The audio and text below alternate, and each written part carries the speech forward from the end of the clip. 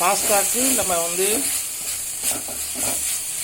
அதை காரம் சேர்க்கறதுக்காக இப்படி செய்கிறோம். எண்ணெய் ஊற்றி கொஞ்சோண்டு சோம்பு போட்டுட்டு அதில் பச்சை மிளகா அரைஞ்சி வச்சுக்கிறது போட்டுட்டு அப்புறம் இஞ்சி பூண்டு பேஸ்ட்டு, வெங்காயம், தக்காளி, கேரட் போட்டு இப்படி செஞ்சுக்கிட்டு இருக்கிறாங்க. அதில் கொஞ்சம் உப்பு போட்டிருக்குறாங்க. இப்போ வந்து சோயா சாஸு ஒரு ஸ்பூன் சோயா சாஸ், இந்த சாஸ் ரெண்டும் ஒவ்வொரு ஸ்பூன் ஊற்றினோம்னா ரிச்னஸ் கொடுக்கும் பாஸ்தாக்கு.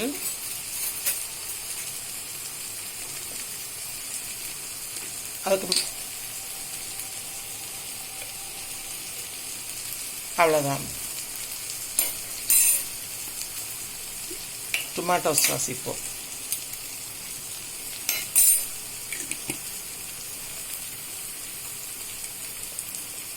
அதுக்கு முன்னாடி கோதுமை மாவை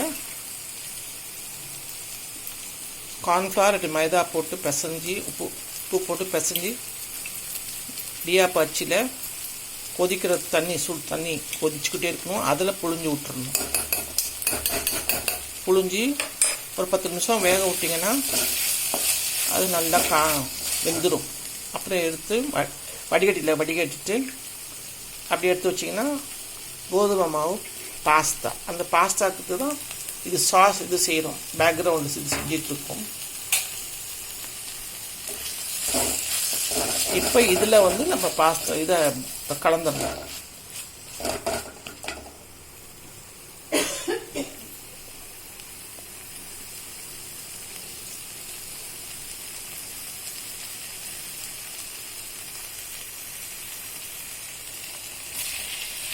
இதை பாருங்க, வேக வச்சதை இப்படி இருக்கும். வேக வச்சது இப்படி இருக்கும்.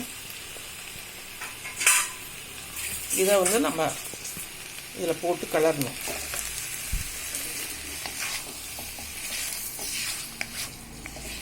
கலர்னா ஹாட் ஸ்பைசி பாஸ்தா ரெடி. கொத்தமல்லி கருவேப்பிலை வந்து கொத்தமல்லி அதை வந்து மேலே தூவிடணும்.